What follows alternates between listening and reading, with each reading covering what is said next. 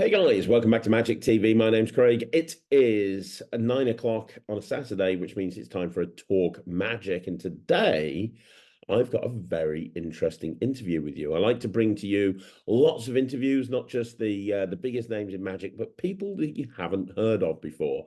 And this is somebody that's making a name for himself on the dealer circuit in the UK for a very, very specific type of magic. If you look at the banner behind him, you can probably guess what that specific type of prop is. But after meeting this person at the Magic Circle convention, I knew I wanted to get him on the channel. I knew I wanted to talk to him. It's going to be super interesting. It's going to be super exciting. And I am, of course, talking about the one and only Rob Colman. How you doing, Rob? You okay? I'm good, mate. Yeah, very good. Good. Thank you so much for coming on the No, channel. thank you for having me. And I want to apologize to anybody that's watching this. If my studio doesn't look as good as normal, or the lighting doesn't look as good as normal, it's because I'm actually at a little house in Blackpool. Of course, Ryland's up here performing at the House of Secrets. But that is not stopping me from doing this interview. And I said to you at the Magic Circle, when I bought one of your tables, by the way, because I thought they were incredible, Yeah, I said, we really need to set up an interview. And that's what we're doing. I want to yeah, talk to you all, not just about your custom card tables, because they're excellent, and not just about what you're doing with that and how it's becoming bigger and bigger. I want to talk to you about your journey into Magic and how you basically everything. Would that be okay with you, Rob? yeah. Of course, yeah, not a problem. Brilliant. Well, let's start. I know there's a lot of people that are watching from maybe other countries that probably haven't heard of you before. So let's start at the very beginning and Okay. let's do a bit of an origin story. So tell me, Rob, how did you get into Magic? So, mm, my story sort of started. I was sort of late into magic. I've always liked magic, from the Paul Daniels TV show days, that kind of thing. And it really sort of started I suppose, about 15, 16 years ago now. Okay. And I was with a friend. We was doing a bit of Christmas shopping. We was in Camden Market, and there was a guy there at his little stand, and he was selling magic tricks. And I was like, "Oh, I like magic. Show me a trick." So he showed us a couple of tricks. It was like, "Oh, how'd you do that?" And he was like, "Well, you buy the trick, and I'll tell you how it's done." Okay. So I'll show me a few more. So he showed me a few more, and he said to me, like, "Oh, I've got a little set that I sell. You buy the set; it's got DVD in it. Tells you how it's all done. Go from there." And I thought, "Well, that'd be a bit of fun for Christmas with the family, that kind of thing." Mhm. Bought the set, took it home, tried it, practiced it, loved it, and that was it. Was then hooked, The bug bit. absolutely hooked. Went back, bought more, went back and see him again, bought more, and then I decided, right, the thing to do is join the Magic Circle. So I went up to the Magic Circle, knocked on the door, and this nice lady come to the door and said to me, like, "Oh, can I help?" And I was like, "I'd like to join." And she was like, "Okay." So I love that you went and just knocked on the door of the yeah, circle just and was knocked on like, the door let me as in, you do. please. And she gave me an application form and she said to me, "No, it might be a good idea to join a local club." So I was like, "Oh, right." Didn't know things like that existed. Mhm. So she said to me, "Oh, if you go to this particular website, you can have a look. There's a lot of clubs around the country." And she said, "Where do you live?" I said, "Oh, I'm near Watford." So she said, "Oh, I'm sure there's a club at Watford." "Oh, is there? I'll have a look." Had a look on the website. Was literally 5 minutes down the road from where I lived. Never even knew it was there. Never knew it existed. So I immediately joined, and it just sort of gone from there, really. And obviously, you're talking about Wham, which is one of the Yes. most, it's one of the, for those people who are outside of the UK that don't know, Obviously, the Magic Circle is the one that gets all the press, rightfully so. But there's dozens of regional magic clubs in the UK, and one of the most respected is WAM, the Watford Association of Magicians. Some of the best, biggest, and brightest names in magic have come from that Yeah. Magic Society. And you've lectured there yourself. A couple of times. I think it's Yeah. amazing. It's mental, some of the stuff that you guys do. It's great. It's a really good. It's one of my favorite societies to go to. I really like it. Good. So you joined WAM. I joined WAM. Did you have you know, Rob, obviously we've been chatting recently, but I don't know you well enough to know the answer to this. I don't know if you are a full-time professional magician in terms of gigging. I know obviously you're doing a lot with the custom card tables, but like what was the next step for you? You've joined WAM, you've got a passion in magic. Did you want to become a professional magician, or was it like more of No, I've never had the urge to be a professional magician. I spoke to a guy years ago who was I thought was really good. And I said to him, "Oh, you know, why aren't you a professional magician?" And he's like, "Because if I become a professional magician, I've got to take every gig. I've got to be out there, you know, trying to get the work in." He said, "And doing it this way, I can pick and choose what I want to do when I want to do it, and you know, I've still got an income, and that makes him, you know, that was what he wanted to do." And I was like, "Yeah, I see where you're coming from."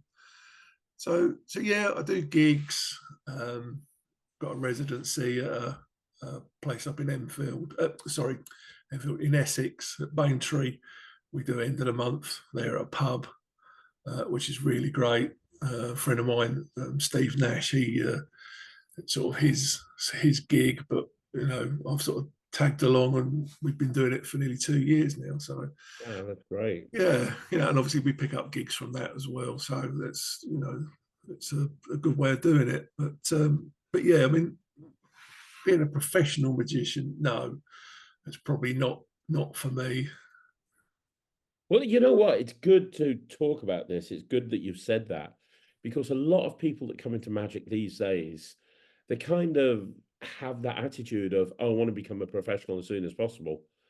And I think some of the best magicians in the world are people that perform socially, you know, hobbyists. I think that you know, you look at John Bannon and people like that, and your friend's right. When you become a professional magician, realistically, the goal is to put money on the table. So you have to kind Exactly. of say you have to, yeah, and not only do you have to take a lot of gigs that you wouldn't normally take, but your choice of materials suffers as well. And what I mean by that is, if you're a bizarrist magician, for example, and you really like storytelling tricks and long stories, when you become a professional magician, they fall by the wayside a lot, because if you're doing Yeah. like mix and mingle at a cocktail reception, you can't do a 20-minute drawn out presentation. The stuff that you enjoy doing might not necessarily the Yeah.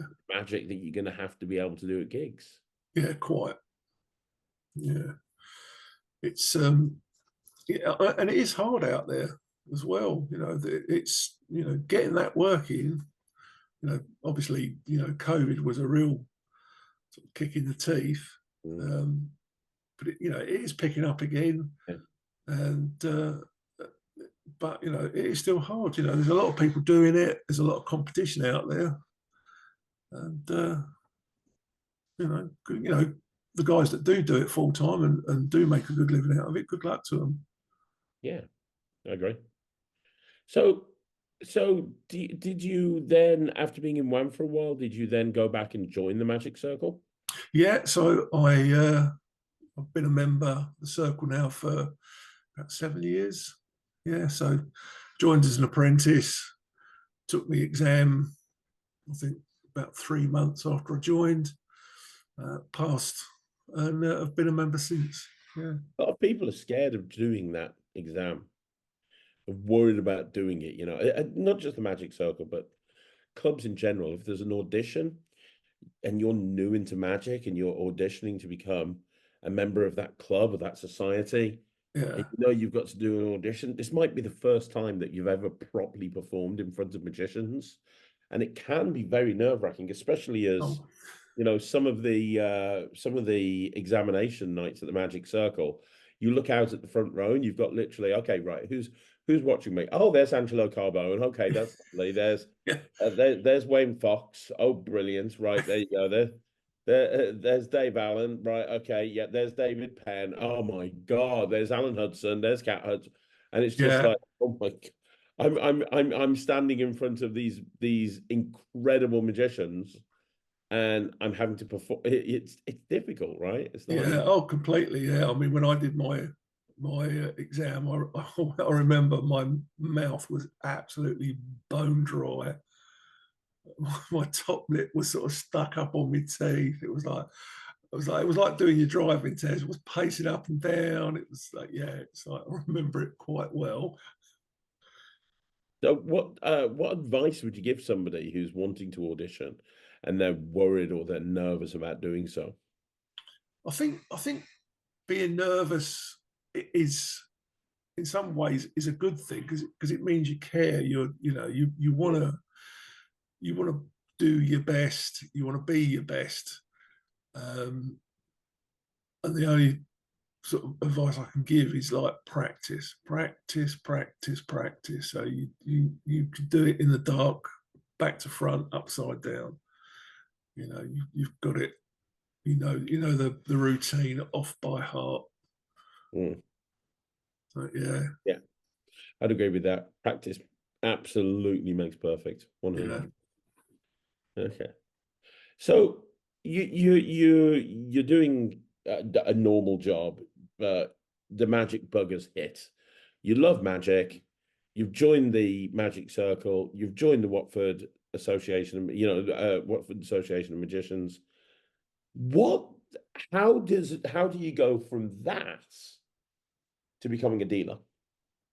And not only a dealer, but a dealer in a very custom range of props. It's not something that it's very niche. Yeah, it is very niche. It was one of those things. It started off really as I suppose, sort of going to Blackpool, and you see all the dealers at Blackpool, and it's like, yeah, and I'm sort of looking at the tables and thinking, I'd really like a table.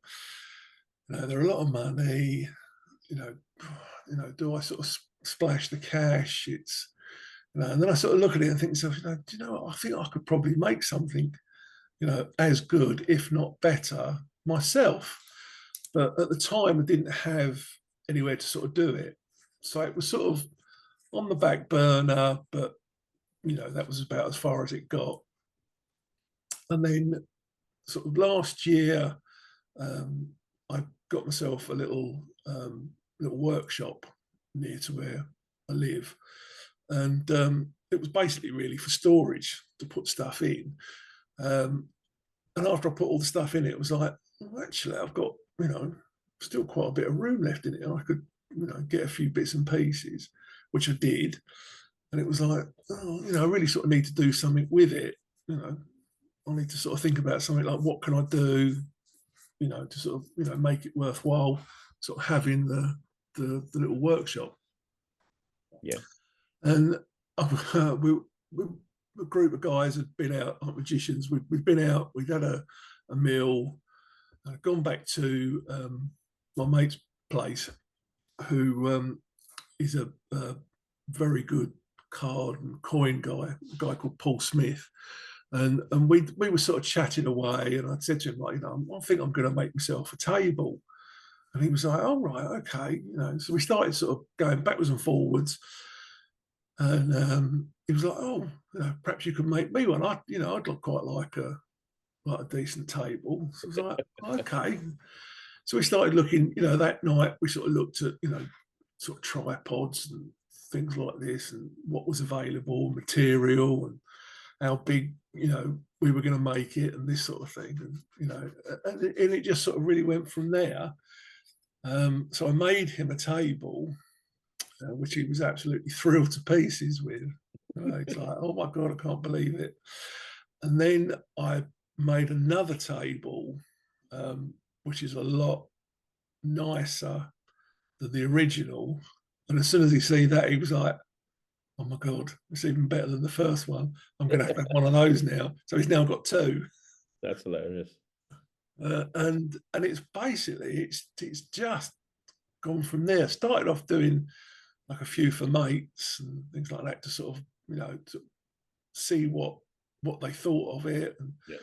and they all loved it. And it was like they was like, you need to sell this. You really need to sort of be selling these because you will sell. They sell themselves, and it's like, Really do. yeah, maybe. I was like, yeah. And then I've got another mate, a guy called Keith Harrison. He does a lot of 3D printing.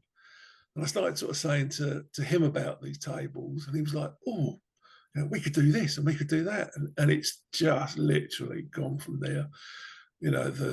The card holdouts that go under the table. We're doing all those now. The table that you've bought with the LEDs in it and smoke machine, all the holders for that Keith does. I literally spoke to him today. We're in the process of doing a coin dropper to go under the table. Oh, that's nice. Yeah, and so the idea is that it will have like a cartridge system in it, so you can swap it out. So you'll have the coin dropper, then you can add the cartridge to it, and it will be like dollar, $half, Chinese coin, £2 coin, whatever you want to use, and it will be, we've sort of talked about having it color coded and 3D printed on the side what will go in the cartridge, and that, but it's still very much in the sort of development stage at the moment. Wow. I mean, the table that I got off you is a work of art because it's a lot bigger than a normal table. Yeah, lights around the outside of it.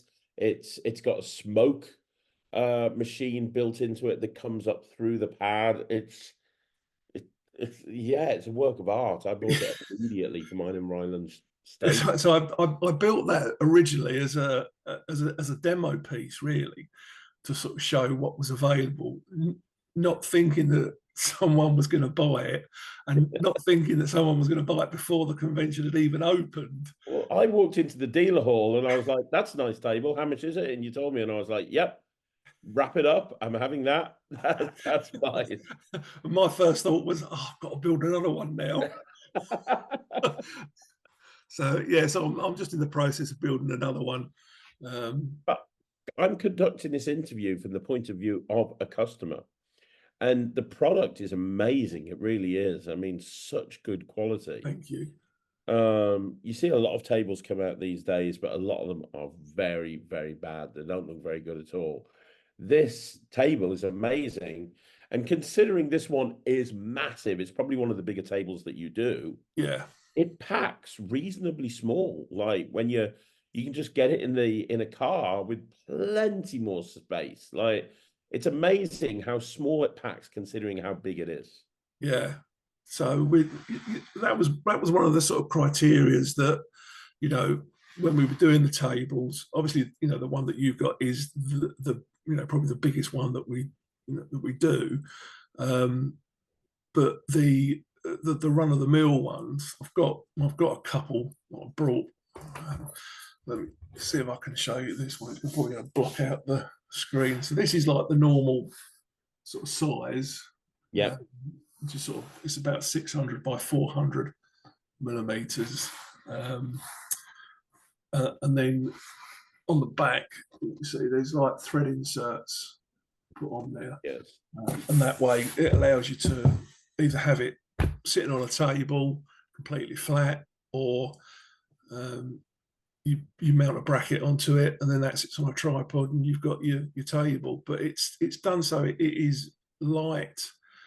We use like aluminium tripods, so you can literally just pick it up one-handed, pick it up, move it, do what you like with it. That's great. That's fantastic. And how are you finding it? How long have you been open now as a dealer? It sounds like a lot of your work is coming from word of mouth. Because I Yeah, had a conversation with somebody the other day, Rob, and I said, I wouldn't be a magic dealer. I would not. I'm very experienced when it comes to running multiple businesses at the same time. I wouldn't become a magic dealer if my life depended on it. I mean, I know that I go to a couple of conventions and have a booth with some of my stuff on, but like the how hard you guys work, I'm just being a dealer is a thankless job. You know, it really is. yeah, it's it's an experience. Put it that way. It is an experience because you're on the go all day. You Yeah, don't stop. Um, talking to customers. Some people want to buy, some people don't. They want to stop and have a look, yeah, and that's fine. I mean, I've done it myself. I've been going to Blackpool for years, and you go along, you look at something, and it's like, yeah, I like that. Do I want to buy it? No, but I like it, and it's the same thing, But you just sort of take the rough with the smooth, and the thing with this as well is because it is a very sort of niche market. It's not like you've got everybody coming up to the stands and sort of having a look. yeah, Um, but it's more, the people that sort of come along and look at it are probably seriously thinking about buying it. yeah. um, I've recently sold one to Michael Vincent. He'd see it at the Magic Circle convention and was literally, that's it, this is what I want, can you do this? Yep, fine, that was it, job done. Well, having Michael Vincent as a customer is not a bad thing at all. No, yeah. And he did write me a very nice review as well, so which was very kind of him. But yeah, he was very pleased. And you say most of your work comes from word of mouth. Yeah, so at the moment it's word of mouth. Obviously, we've got a website, but at the moment it is still quite sort of basic, and the usual sort of Facebook, Instagram type thing. But yeah, a lot of it is word of mouth at the moment, and then as things progress, then it will get sort of bigger and bigger. Hopefully, we've already booked to do the London Magic Convention, so we will be there with a lot of new stuff. That's good. It's still very much sort of in the development stage. We've just literally got in today. I'll show you these. We got tripod bags. Oh, they're nice. Yeah. But this was the third tripod bag that we got because like the others were either slightly a bit on the tight side, but this is really nice because it's got a pocket inside it for the screws to sort of go in where the table mounts, and there's enough room to put the bracket in it as well. Mm-hmm. But we're also going to be looking at having these embroidered with the logo on it. So Yeah, that'd be really good. Yeah. it literally turned up this morning. We've got a new a carry case to do a complete carry case for the table, which is like hold the table. So literally 2 bags, and you've got your table. That'd be very popular. Yeah. And then, like I say, my friend that does the 3D printing, Keith, the other week, it's like it's ongoing. It's just like a non-stop thing. It's like all of a sudden this thing's just sort of roller coasted into this. It's like this business that's going from strength to strength, and like I think it was something like about 11 o'clock at night. Might have been 12 o'clock. Get an email saying, "I've had this brilliant idea. What do you think of this?" Where we had the covers that we make to cover basically that hold the smoke machine and the power supply for the LEDs, Yeah. and that he's now come up with, why don't we put the logo into the covers? So we've now got these have been Oh, made. okay, So it's yeah. all printed, the company logo into it. We're now printing the name onto the product as well. And it's just, it just literally like, and all the time, like, you know, I was saying to someone the other day, you know, without, you know, it's great having this, you know, being able to do this, but without having your mates behind you, Yeah. sort of help you along the way, you know, it probably wouldn't have gone anywhere. You know, and literally all the time, getting, you know, my mates are ringing me up saying like, oh yeah, I've just seen this, or I've bought this, and I think it'll be great. And what about this? And will this work with it? And it's like, yeah, let's give that a go. You know, let's try it. You know, one of the guys found a little shelf on one of the Chinese shopping apps. So he ordered it for his own table, and it was like, oh, it fits perfectly. You know, like, let's get some. So we bought a few, took them to the convention, sold them all, everyone. You know, but from that, it's like, you know, well, you know, we know these are good. People want them. And part of it, it's got a drinks holder built into it and a microphone stand. And we're now looking to put like a little tube inside it, which will hold like a wand and a Sharpie and that kind of thing. Because the 3D, the technology is just like, what you can do with it is just amazing. So, you know, it's just like, it's coming up with all these ideas, and it's like, what should we do next? Wow. And do you ever find that you're like, I mean, because obviously you've said yourself, it's a very niche product. Yeah. Do you worry about, okay, I'm going to run out of ideas in terms of offering product lines, or is that something that doesn't concern you? I'm not really that sort of concerned about it, if I'm honest, because the thing with the product itself is that the tables can be, they're interchangeable. So if Yeah. you know, if you buy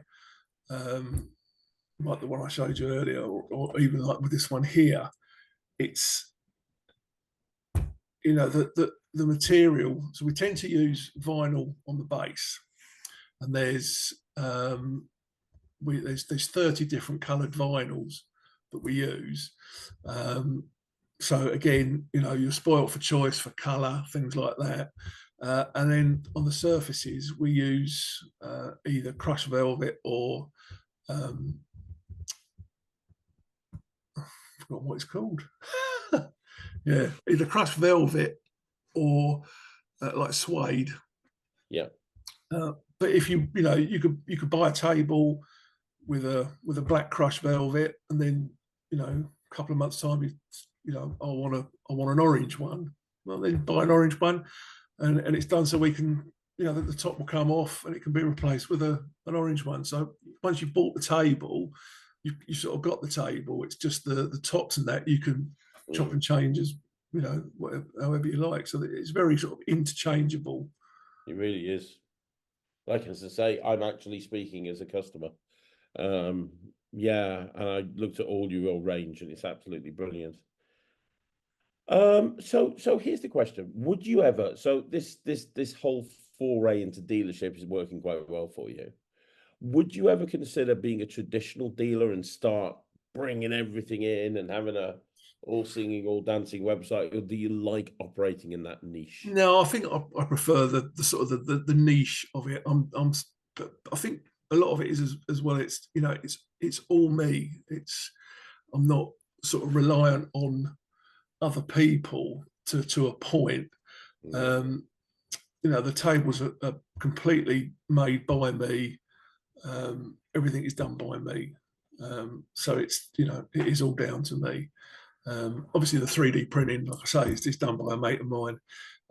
But, you know, he's as keen as I am to get the you know, the product up and running. And, you know, we're always sort of coming up with new ideas. And, you know, what about this, and try this, and, you know, and I mean, the prototypes that we've been through is like, it's endless. I can imagine. Yeah. So yeah, so at the moment, it is an ongoing thing, and I imagine that there probably will be sort of more stuff that comes along. People sort of come up with ideas. I say, people sort of stop me and say, like, oh, what about doing this? And it's like, yeah, we so one of the things that we sort of spoke about was one of my mates said about having a table so you could see the various card holdouts and that kind of thing. Yeah. So I'm in the process of building one out of perspex. Oh wow, that'd be really cool. Yeah. So it does look quite cool at the moment, but yeah, there's still a little bit of work to be done to that. So you'll be able to sort of see what the products do, how they work. Yeah, so that'll be nice. Like I say, we're doing the London Magic Convention, so that'll be on display, and we're going to have I'm in the process of building displays so you can see all the various colours, colour combinations, materials, that kind of thing. So it's yeah. And okay, so what I mean, there's so many different things that you're doing, and it's just getting busier and busier and busier. Yeah. Let me ask you a question. What is your goal when it comes to this? Would you like to? I don't know what you do as a thing. Obviously, this what you're doing with the tables. It didn't start up as it didn't start off initially as a way to replace any other money that might be coming in from another job or whatever. But Yeah. it's getting better and better and better, and we're becoming more consistent every single month. Like, is the goal to go full time on creating custom card tables? Yeah, I mean, so my full-time job is I'm a vehicle examiner. Okay. So what that sort of entails is um, the majority of it is what they call pre-purchase inspection. So I go and someone might be potentially looking at buying a car, and I'll go and inspect it before they buy it, and then I can sort of tell them what's wrong with it, and we go from there. So to start with, it was going to be like, oh, well, let's just do this, and if it gets busy, then I might sort of cut that side of things down and do a bit more on the tables and that sort of, and that's sort of the way it's going. And if it was to sort of go full circle, I'd be sort of quite happy with that. It wouldn't be a problem. Yeah, totally understand. And one more question on that. What goals do you want to achieve within Magic? Have you got any goals or aspirations that you want to hit? Because literally, there's going to be a lot of people that have never heard of you, and I can tell them right now your tables are amazing. Uh, and we'll talk about the website in a second and where they can go to get it from you. But like, what other goals do you have within Magic? Because frankly, setting up a dealership, doing what you're doing is not an easy thing to do. And you've done it very well, and you've delivered a really quality product as well that nobody else is doing anything close to. So what goals do you have in Magic? What is there anything you Uh, want to achieve? I mean, it would be nice to sort of maybe do some of the bigger shows, or the bigger events, where people are, buying my tables for what they're doing. So some of the big names in Magic Yeah, having, I mean, just Michael Vincent buying a table was literally like, wow, you know, thank you yeah. so much. So yes, I mean, to have, or even sort of to be sort of sort of a known brand where people can sort of it's the names out there and people are talking about it. That would be fantastic. Wow. And have you considered, I mean, I don't know the cost or the time that it takes to make a table like this.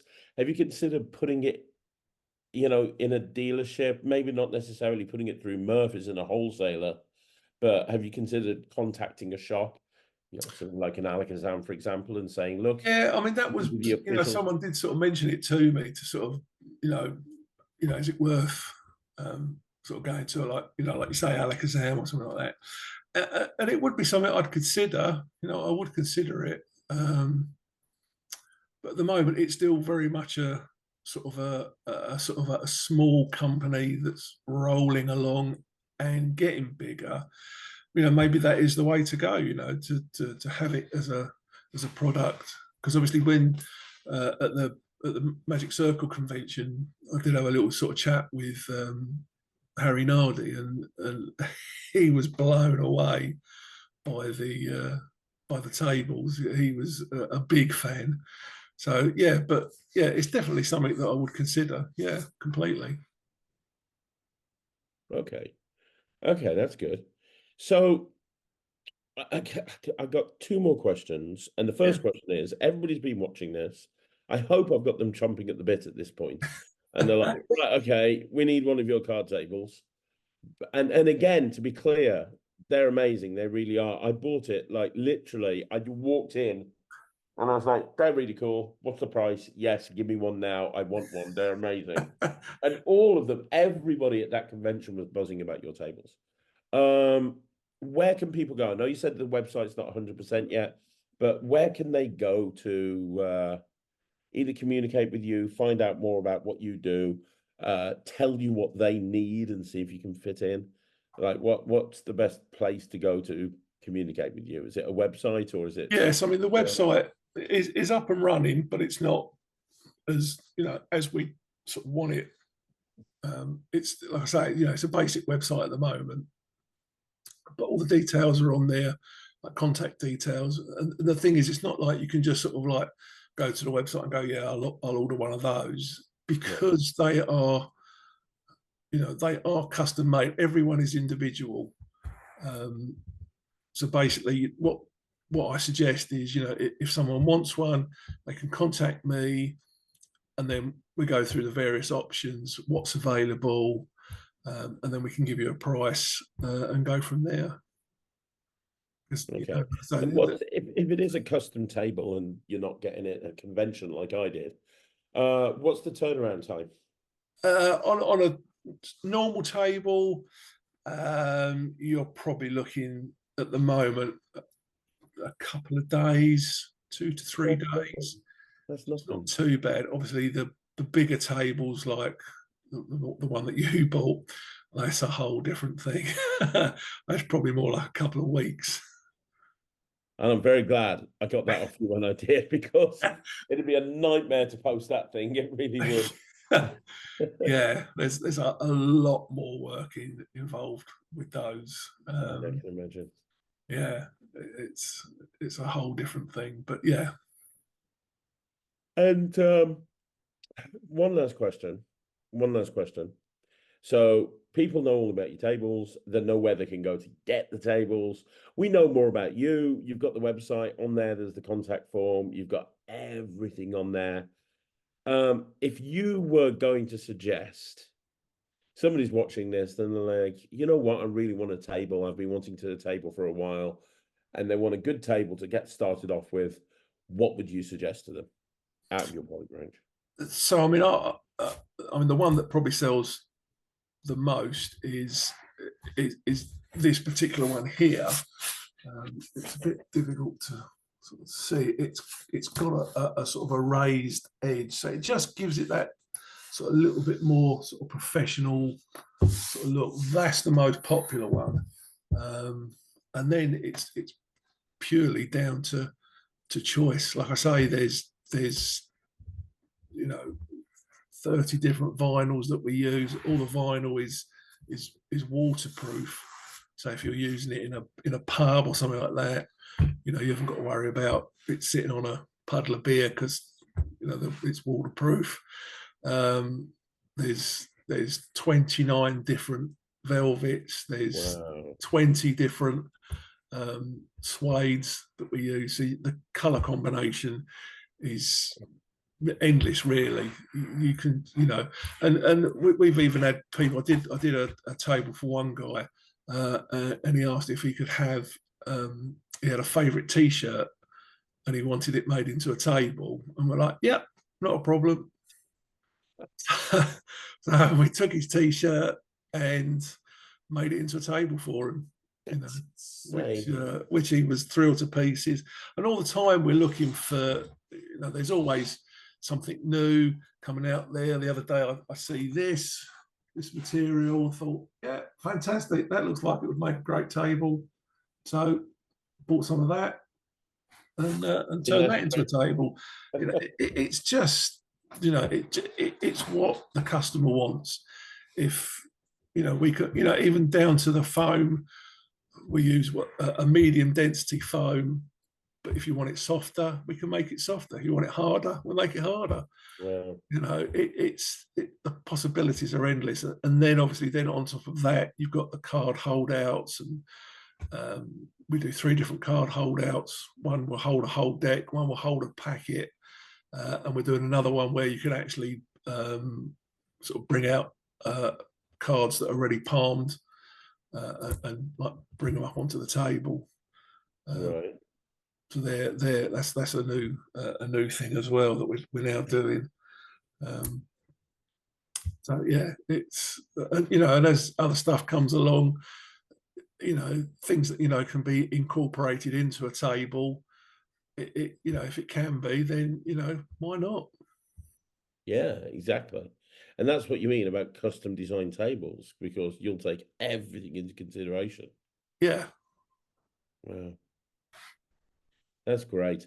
And you said that I'm going to wrap this up, but before I Yeah. do, I'm going to ask you one other question. You said you're going to be at the London Magic Convention. Obviously, that's coming up in November. Yeah. Are there any other conventions? Are we going to see you at Blackpool? Probably not at Blackpool. There's part of me that's sort of like, I should really do Blackpool. I'm now a dealer. I should have the stand at Blackpool. It's like, and then part of me is like, do you really want to stand there for 3 days and miss out on everything? Like, it's to me, Blackpool is going up with your mates, having a great time. Even like the B&B that we stay in. We stay in the same B&B every year, and we have such a crack. And it's like, that's going to sort of take the edge off of it. So it's like, do I do it? So it's 50-50. But I will probably be looking at other conventions as well for next year. Maybe a few more that are up north, and the Irish convention. I'll probably do that as well. Wow. So you're attacking some of the smaller ones, and then eventually, you're just basically going to take over the magic world. We're going to see you with the dealer stand twice as big as Vanishing Ink's. Yeah, well, my mates are now calling me the captain of industry, so it's like, whoa, let's slow down. And I've had people say, like, when you open the factory, I'll come and work for you. So, okay, yeah, one thing at a time. No, yeah, but it's good. It's going in the right direction, which is the main thing, Yeah, that's good. Well, I am super impressed. But genuinely, it's like I said to you, it's very hard work to be a dealer. I know a lot of dealers. I work with a lot of producers and dealers, and I know how hard it is. It's why we're seeing less and less brick and mortar shops every year. But yeah, it takes a special type of, I want to say a special type of intelligence, stroke stupidity to. It's about right. Yeah, to jump into this, but even more skill to actually make it work for you. And as I say, it's somebody who's a very happy customer and someone that's watching you and seeing the feedback that you're getting from everybody who's finding you. You're doing an incredible job, and it's a real inspiration. And I just want to say congratulations, Rob. Thank you. I really appreciate it. I really do. It means a lot. Yeah, it's amazing, mate. And I want to say thank you for taking the time to jump on the channel and have a chat with me. Super interesting. I don't speak to many people who go through their journey in magic this way, but you've kind of found magic, loved it, being a hobbyist, and now become a dealer. And not many people go down that route. So It's been really interesting talking to you. So, Rob, I want to say thank you very much for spending time for jumping on the Talk My Magic today. my pleasure. Thank you for having me on the channel. You're more than welcome. And what I want everyone to do is go and check out Rob's tables.